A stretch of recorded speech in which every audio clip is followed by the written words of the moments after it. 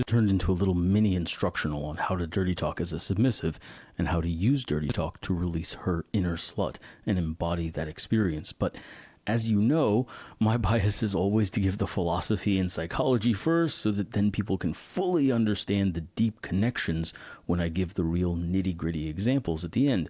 So fair warning, we're about to dive it deep into the dry psychology, and then we'll have the juicy practical dirty talk instructions at the end, and hopefully our listeners will get some value out of all of it.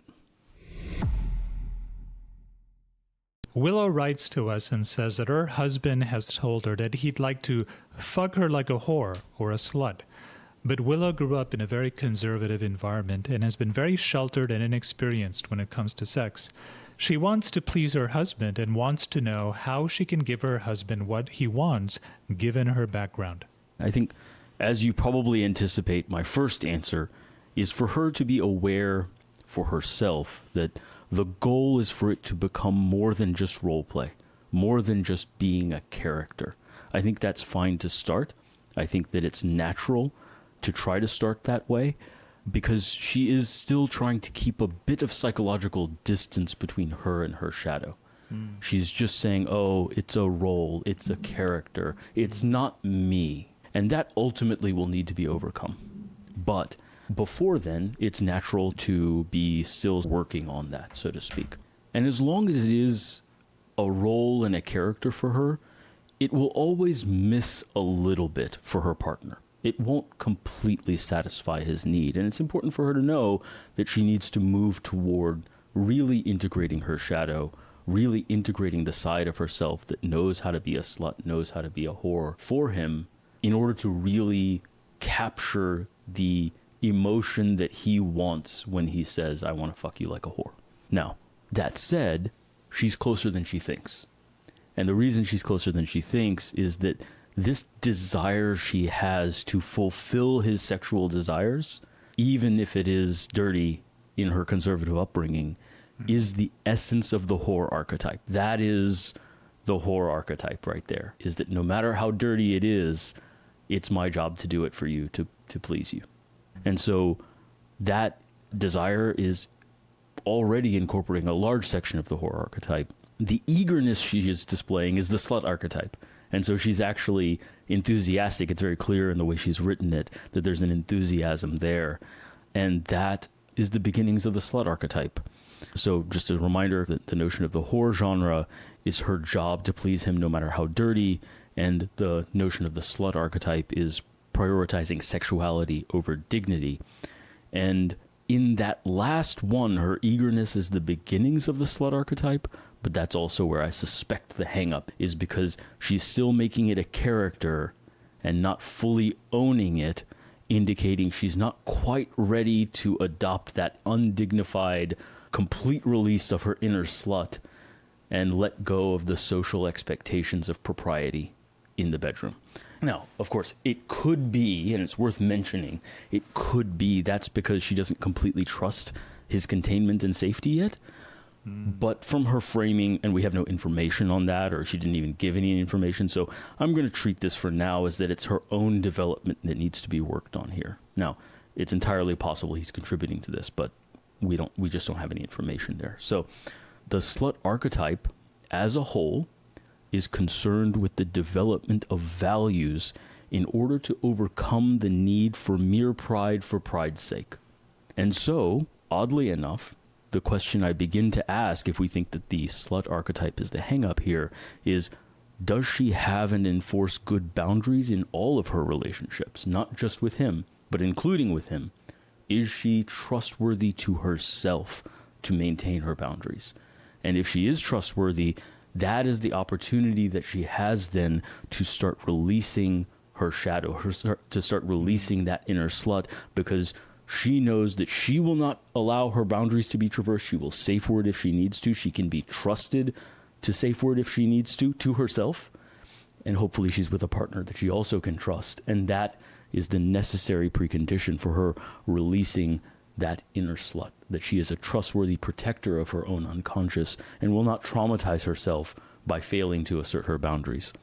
And it's surprising to me when I have these conversations with exes or friends how strongly linked it is to have a consistent set of values with releasing your inner slut. Those things are actually deeply, deeply linked. And that breeds the next question. Well, how do you develop values? And this is where I think a lot of young women, and she does sound a bit young here in the way she's asked the question, whether she is or not, the challenge is that the precondition for having values is making judgments and judging people and saying, this is what I think is right and wrong, not what I feel is right and wrong. That's the younger archetype. The maiden archetype is this universal sort of compassion and kindness-based pseudo-morality. It's not even a morality. It's the beginnings of a morality. It's just general goodwill. But you can't judge people with goodwill. You can't say, hey, you did the wrong thing here. You traversed my boundary. You can't create or enforce a boundary with goodwill. You can only create a boundary by saying, hey, that's not right. Why is it not right? And if your answer is, oh, just because it was mean, then you say, well, is it always wrong to be mean? If someone's raping you, you shouldn't be mean to them in the process? Well, okay, there are some times to be mean. Okay, when? Now you're developing values. Now you're judging people. Now you're saying, oh, this is when it's okay to be mean. This is when it's not. And now I'm dividing a line and I'm making judgments on people and their behavior. And so that is the beginning of the process of making enforceable, consistent values that will allow her to trust herself to release that inner slut. And so it's odd how we end up in this very different arena to answer such a focal question about how to embody the slut or whore archetype. It does come down to this notion of like, hey, do I have the ability to have values? And again, also the ability to forgive. What if some of their play goes wrong? Hey all, this is Athos. If you're enjoying this content and you'd like to see more, please be sure to spank that subscribe button. It's been very naughty. If you know anyone who might enjoy this episode, please send them a link. And if you'd like to have your question answered on the show, please feel free to ask us by email at deeperkink@gmail.com or click the link in the description below to complete the form. Now, back to the show. Well, if you can't judge people, you can't forgive them because you can never admit that they made a mistake. You can never say, hey, that was wrong. You also can't say, I did something wrong, so you can never own any mistakes. You can't judge yourself, and therefore you can't grow. And it is hard to learn to take a clear-eyed look at your own behavior and patterns and learn to judge them in both directions. It's the other thing women, I think, have problems with. They will engage in the beginnings of this judgment process by becoming hypercritical of themselves, but they will not give themselves credit and kudos for when they do well, and that also is not complete judgment. You have to be able to clear-eyed say, man, I did a killer job there. I really did well. That's also judgment, and it's an important frame of judgment. And again, not from virtue signaling, not from fear, not from people pleasing, but from a clear-eyed sense of your own values are you able to make those judgments. So with all that said, I want to give her a little more than a long lecture on values and judgment. Let's say she's got her values, she's developing her judgment, she's overcoming her need to just be prideful for pride's sake, she's doing all this work. And she's wanting to work on releasing her inner slut. But how? How could she do that? And I think it does help to have some sorts of scripting, some clues of physical behaviors to do so that you can start to feel that thing and start to let it out. And so she specifically mentions the notion of dirty talk and a couple things. I'm going to go into dirty talk pretty deeply here, especially in regards to the slut and the whore archetypes here. But one thing I say is, just like I love you, the best dirty talk doesn't get old. And so don't worry about being repetitive. If she's just saying, I'm your whore daddy, I'm your whore, you can just say that forever. It's fine. Like, that's great dirty talk. It will always work. It'll never be, oh man, say something else. No. Say that, keep saying that. It's fine. And so let go of fears about repetitiveness. There's no, I'm going to go into it and you're going to see there's room for a ton of creativity, but there's also not a ton of need for it. Like, you don't have to come up with the most flashy thing to say. Like, good old basics are going to be just fine 95% of the time. So let's get into stuff she can really try out. And hopefully she will try it out and she can find that inner slut and let it out. When she does, this will all become more natural. That's the other interesting thing, is when she really captures the inner spirit, the all of these words, all of these ideas will start to come out more naturally, and the tone will also match. Yeah, that's a bit of a hard thing to just talk about here, is the tone of how to dirty talk, but we'll get into it. So in dirty talk, especially kinky dirty talk, there are some common themes. So themes of dominance, including her and her body parts being smaller and his being bigger and scarier. And so she doesn't just have pussy, it's a little pussy. It's a cute little ass. She's a little girl. And youth is a form of smallness, so that also plays into it. Whereas his big fat cock is the complementary frame. Themes of ownership and possession. Now that's the wife archetype. We're not going to go too far into that, but my pussy, that the sense of being owned. Now the themes of the whore archetype primarily revolve around notions of impurity. So dirtiness, naughtiness, being bad, being perverted, sinful, wicked, depraved, obscene, and for the dom, him punishing her for those things. So him being in the position of the judging saint who is judging her dirtiness and her perversion and wickedness, and he is worthy of worship because he is the pure one. Those are the shadows of the whore archetype. And so in practice, it's my dirty little pussy. If you want to add the theme of ownership, your dirty little pussy. Now, that's a simple way of dirty talking and incorporating these ideas, but then you can play out these ideas at incredible depth. You can say, I was so bad, daddy, I played with myself. Okay, that's fine. That's the whore archetype. That's her being dirty, playing on that theme. But you can then incorporate more. I was so bad, daddy, I kept thinking of your big cock, and I couldn't help playing with your dirty little pussy.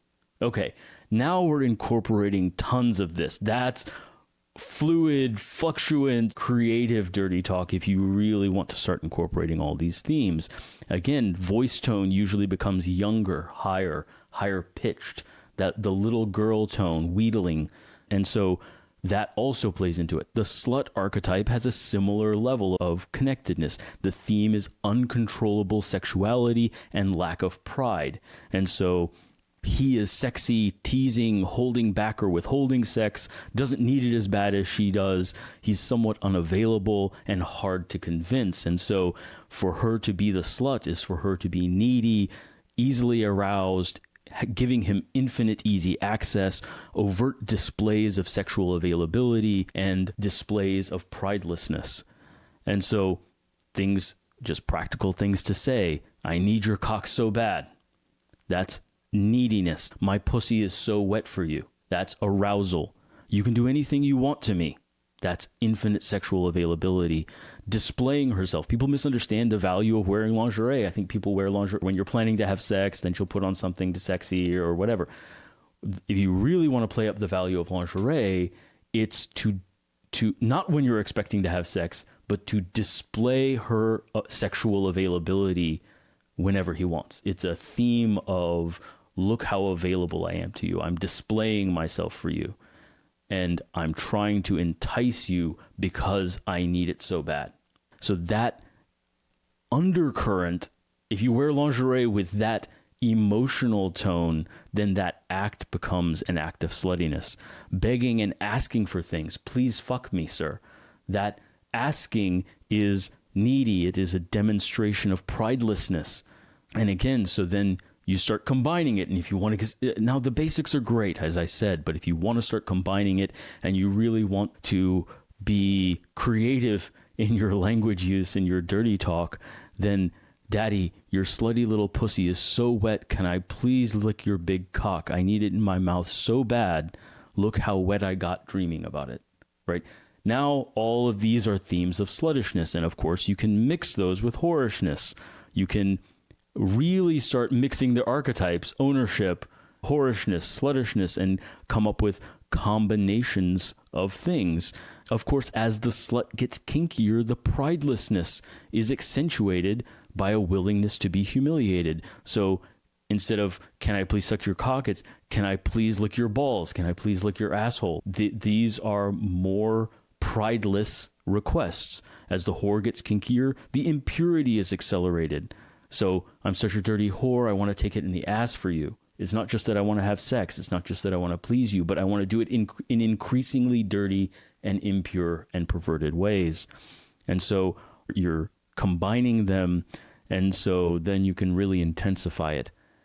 I'm such a dirty little slut. Your cunt gets so sloppy and wet when I think about licking your asshole, sir. Can I please?